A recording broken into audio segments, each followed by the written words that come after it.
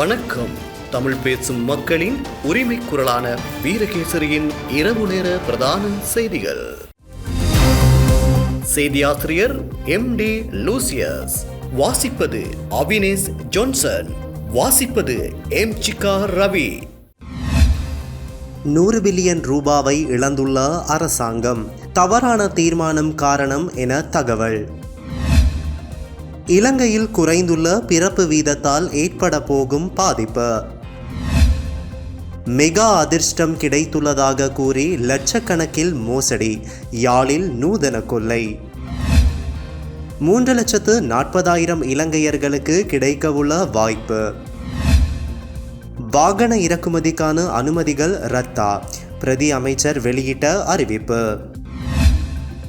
மதுபோதையில் உறங்கிய போலீஸ் அதிகாரிகள், முழு விபரம் வெளியானது. உள்நாட்டு செய்திகள். உரிய வகையில் வரி தீர்மானம் மேற்கொள்ளப்படாததன் காரணமாக கடந்த 5 வருட கால பகுதியில் நாட்டிற்கு 100 பில்லியன் ரூபாய் சுங்க வருமானம் கிடைக்காது போயுள்ளதாக மதுசாரம் மற்றும் போதைப்பொருள் தகவல் நிலையம் தெரிவித்துள்ளது. மதுசாரம் மற்றும் போதைப்பொருள் தகவல் நிலையத்தின் நிறைவேற்று பணிப்பாளர் சம்பத் டி சேரம் இதனை தெரிவித்துள்ளார். புகைப்பொருள் விற்பனை அந்த 5 வருட கால பகுதியில் 50% குறைவடைந்திருந்ததாகவும் அவர் குறிப்பிட்டுள்ளார். ஜனவரி மாதம் 6% மதுவரி அதிகரிக்கப்பட்டது. மதுவரி அதிகரிப்பானது நாட்டிற்கு சகல வழிகளிலும் நன்மையை ஏற்படுத்தும். அரச வருமானமும் அதிகரிக்கப்படும். எனினும் தவறான வரி தீர்மானம் காரணமாக நாட்டிற்கு கிடைக்க வேண்டிய வருமானம் கை நழுவி போனதாக மதுசாரம் மற்றும் போதைப்பொருள் தகவல் நிலையத்தின் நிறைவேற்று பணிப்பாளர் சம்பத் டி சேரம் தெரிவித்துள்ளார்.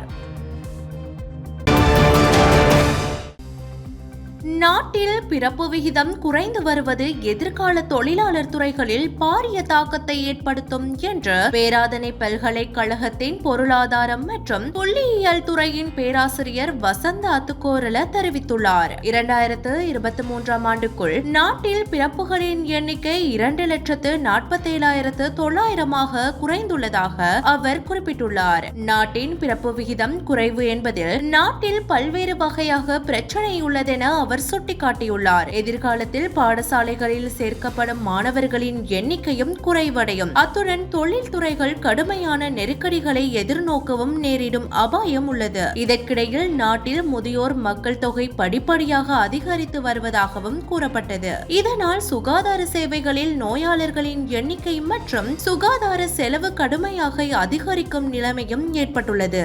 நாட்டில் இறப்பு விகிதமும் அதிகரித்துள்ளதாக பேராதனை பல்கலைக்கழகத்தின் பொருளாதாரம் மற்றும் புள்ளியியல் துறையின் பேராசிரியர் வசந்த அத்துக்கோரல மேலும் தெரிவித்தார். யாழ் ஏழாலை கிழக்கை சேர்ந்த இளம் குடும்பஸ்தரிடம் இணைய வழியை பயன்படுத்தி வங்கியிலிருந்து 2 லட்சம் ரூபாய் பணம் மோசடி செய்யப்பட்டுள்ளது. குப்பிளான் வடக்கு பகுதியில் கட்டட விற்பனை பொருள் நிலையம் ஒன்றை நடாத்தி வரும் 36 வயதான இளம் குடும்பஸ்தரே இவ்வாறு மோசடிக்கு உள்ளானவராவார். சம்பவம் தொடர்பாக மேலும் தெரிய வருவதாவது, கடந்த செவ்வாய்க்கிழமை பிற்பகல் குறித்த இளம் குடும்பஸ்தரின் தொலைபேசி இலக்கத்துக்கு தொடர்பு கொண்ட நபர் தாங்கள் ஒரு நிறுவனம் ஒன்றிலிருந்து பேசுவதாகவும் கடந்த வருஷம் டிசம்பர் மாதம் 21ஆம் தேதி உங்களுக்கு 5 லட்சம் ரூபாய் மெகா அதிர்ஷ்டம் கிடைத்துள்ளது, இது தொடர்பாக குறுஞ்செய்தி உங்களுக்கு அனுப்பப்பட்டுள்ளதாக தெரிவித்ததுடன் நீங்கள் குறுஞ்செய்தியை பார்க்கவில்லையா எனவும் வினவியுள்ளார். அதற்கு அப்படியொரு தகவலை நான் பார்க்கவில்லை என இளம் குடும்பஸ்தர் பதில் வழங்கியுள்ளார். நீங்கள் குறுஞ்செய்தியை நீக்கிவிட்டீர்களா என வினவப்பட்ட போது அதற்கு குடும்பஸ்தர் ஆம் என பதில் வழங்கியுள்ளார். இந்நிலையில் மெகா அதிர்ஷ்டத்திற்கான காலக்கெடு முடிவடையவிருப்பதால் தான் தற்போது உங்களுக்கு தொலைபேசியில் அழைப்பு எடுத்துள்ளதாக தெரிவித்து உங்கள் வங்கி இலக்கத்தை கூறுமாறு கோரவே குறித்த இளம் குடும்பஸ்தரும் தனக்கு உண்மையிலேயே 5 லட்சம் ரூபாய் கிடைத்திருப்பதாக எண்ணி தனது வங்கி இலக்கத்தை தெரிவித்துள்ளார். அதன் பின்னர் உங்களுக்கு 6 இலக்கங்களை கொண்ட ஒரு குறுஞ்செய்தி வரும். அதனை தம்மிடம் கூறுமாறும் வினவவே இளம் குடும்பஸ்தரும் அதனை கூறி கூறியுள்ளார். இதனை அடுத்து குறித்த இளம் குடும்பஸ்தரின் வங்கி கணக்கிலிருந்து சடுதியாக பணத்தொகை குறைவடைந்து சென்றது. இதனை சுதாகரித்துக் கொண்ட இளம் குடும்பஸ்தர் புன்னாலை கட்டுவன் வடக்கில் தனது சேமிப்பு கணக்கு வைத்திருக்கும் வங்கிக்கு விரைந்து சென்று நடந்தவற்றை தெரிவித்து தனது சேமிப்பு கணக்கின் செயற்பாடுகளை தற்காலிகமாக முடக்கியுள்ளார். இதனால் அவரது எஞ்சிய பணம் காப்பாற்றப்பட்டுள்ளது. இதன் பின்னர் சம்பவம் தொடர்பில் பாதிக்கப்பட்ட இளம் குடும்பஸ்தர் சுன்னாகம் போலீஸ் நிலையத்தில் முறைப்பாடு செய்துள்ளார். சம்பவம் தொடர்பாக சுன்னாகம் போலீசார் மேலதிக விசாரணைகளை முன்னெடுத்துள்ளனர். இதேவேளை அண்மை காலமாக இதுபோன்ற மோசடி சம்பவங்களை வடக்கு மாகாணத்தில் அதிகரித்திருக்கும் நிலையில் பொதுமக்களை அவதானமாக செயற்படுமாறு சமூக ஆர்வலர்கள் பலரும் வலியுறுத்தியுள்ளனர்.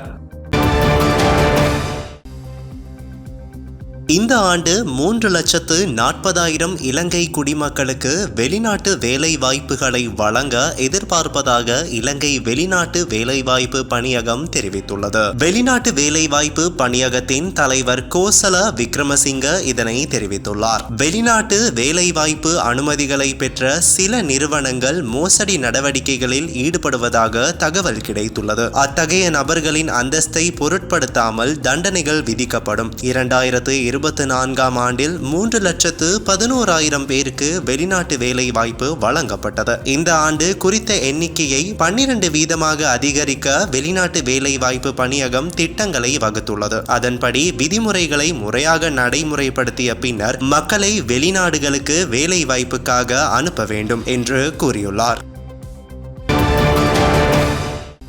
வாகன இறக்குமதிக்கு வழங்கப்பட்ட அனுமதிகளை ரத்து செய்ய அரசாங்கம் முடிவு செய்துள்ளதாக வெளியான தகவல்களை பொருளாதார மேம்பாட்டு பிரதி அமைச்சர் அனில் ஜெயந்த பெர்னாண்டோ மறுத்துள்ளார். இது தொடர்பில் அவர் மேலும் தெரிவிக்கையில், அனுமதிகள் மூலம் வாகனங்களை இறக்குமதி செய்வது ரத்து செய்யப்படவில்லை என்றும், ஆனால் இந்த ஆண்டு வாகனங்களை இறக்குமதி செய்வது கட்டுப்படுத்தப்பட்டுள்ளது என்றும் தெரிவித்துள்ளார். வாகன அனுமதி சலுகையை ரத்து செய்யும் நிலையில் அரசாங்கம் இல்லை என்றும் அவர் தெரிவித்துள்ளார். வாகன அனுமதிகள் தொடர்பாக நிரந்தர முடிவு எதுவும் எடுக்கப்படவில்லை. அதே நேரத்தில் அதிகாரிகள் அல்லது தேவையான தகுதிகள் உள்ளவர்களை சலுகைகளை இழக்கக்கூடாது. முன்னைய அரசாங்க காலங்களில் இந்த சலுகைகள் வழங்கப்பட்ட போது கடந்த காலத்தில் எடுக்கப்பட்ட நடவடிக்கைகளில் தவறான முடிவுகள் இருந்திருக்கலாம் என்றும் அவர் சுட்டிக்காட்டியுள்ளார். இந்த நிலையில் தரவுகளின்படி சுமார் 15,000 முதல் 20,000 வரை அனுமதிகள் இதுவரை வழங்கப்பட்டுள்ளதாக பிரதி அமைச்சர் பெர்னாண்டோ கூறியுள்ளார்.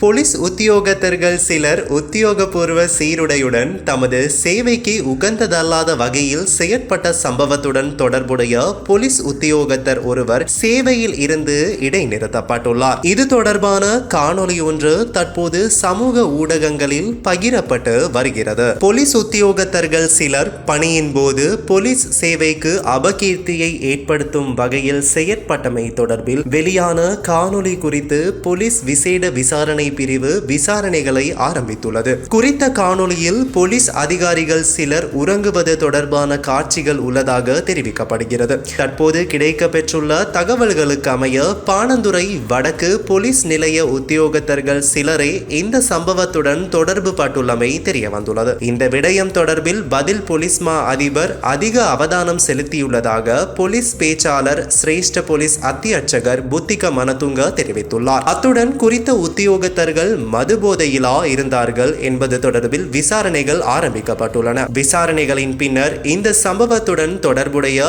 அனைத்து உத்தியோகத்தர்களுக்கு எதிராக ஒழுக்காற்று நடவடிக்கை எடுக்கப்படும் என போலீஸ் பேச்சாளர் குறிப்பிட்டுள்ளார். இதன் ஒரு கட்டமாகவே குறித்த காணொலியில் தோன்றும் போலீஸ் உத்தியோகத்தர் ஒருவர் சேவையிலிருந்து இடைநிறுத்தப்பட்டுள்ளார். அதிக விலைக்கு அரிசியை விற்பனை செய்யும் வர்த்தகர்களை தேடி நுகர்வோர் விவகார அதிகார சபையினால் கொழும்பு மாவட்டத்தை அடிப்படையாக கொண்டு விசேட சோதனை நடவடிக்கைகள் முன்னெடுக்கப்படுகின்றன.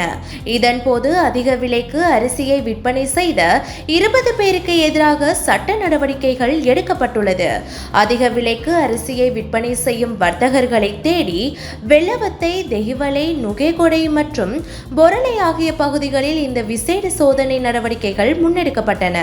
குறித்த பகுதிகளில் நேற்றைய தினம் நுகர்வோர் விவகார அதிகார சபையின் 6 குழுக்கள் சோதனை நடவடிக்கைகளில் ஈடுபடுத்தப்பட்டன. அத்துடன் நேற்றைய தினம் புறக்கோட்டை மொத்த வர்த்தகர்கள் மற்றும் இறக்குமதியாளர்களை இலக்கு வைத்தும் சோதனை நடவடிக்கைகள் முன்னெடுக்கப்பட்டதாக நுகர்வோர் விவகார அதிகார சபை தெரிவித்துள்ளது.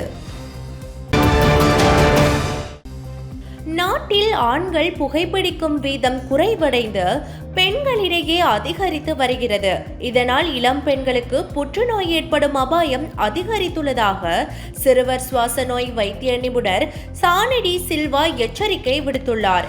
உலகளவில் இறப்புக்கான 7வது முக்கிய காரணியாக நாட்பட்ட நுரையீரல் அடைப்பு நோய் உள்ளது. இந்த நோய் நிலைமை தொடர்பில் சமூகத்தில் சரியான விழிப்புணர்வு இல்லை. இந்த நோய் பல தசாப்தங்களாக கவனிக்கப்படாமல் சிகிச்சை அளிக்கப்படாத ஆஸ்துமா அல்லது புகைப்பிடித்தல் காரணமாக ஏற்படுகிறது. மூச்சு திணறல் போன்ற அறிகுறிகள் பொதுவாக 45 வயதுக்கு பின்னர் ஏற்படும். நாட்டில் 40 வயதுக்கு மேற்பட்ட 10% பேர் நாட்பட்ட நுரையீரல் அடைப்பு நோயினால் பாதிக்கப்பட்டுள்ளதாக 2017ஆம் ஆண்டு ஆய்வு சுட்டிக்காட்டியுள்ளது. காற்று மாசுபாடு மற்றும் முகக்கவசங்களை அணிவதை தவிர்த்தல் ஆகியனவும் நாட்பட்ட நுரையீரல் அடைப்பு நோய் ஏற்பட காரணிகளாக அமைகின்றன. நடப்பதில் சிரமம், மூச்சு திணறல் மற்றும் சளி போன்ற சிறிய நோய்களுக்கு அதிக உணர்திறன் ஆகியவை அறிகுறிகள் ஆகும். ஆஸ்துமாவை போலல்லாமல் COPD என்பது ஒரு நாட்பட்ட நோயாகும்.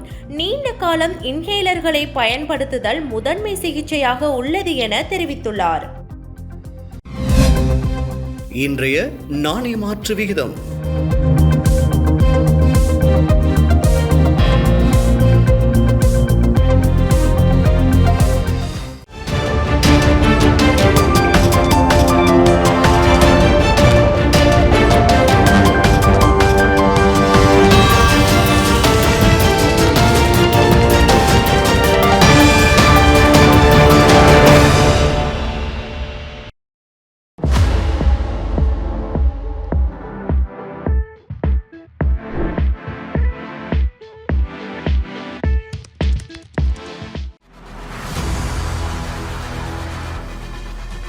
இலங்கையின் முதல் நிலை முதற்கர செய்தி வழங்குனர் வீரகேசரியின் குறும் தகவல் செய்திகளை உடனுக்குடன் தமிழில் பெற்றுக்கொள்ள டயலாக் வலையமைப்பிலிருந்து REG இடைவெளி வீக்கி என்று பதிவிட்டு 87 960 என்ற எண்ணுக்கு குறுஞ்செய்தி ஒன்றை அனுப்புங்கள். வீரகேசரி செய்தியுடன் இணைந்திருங்கள்.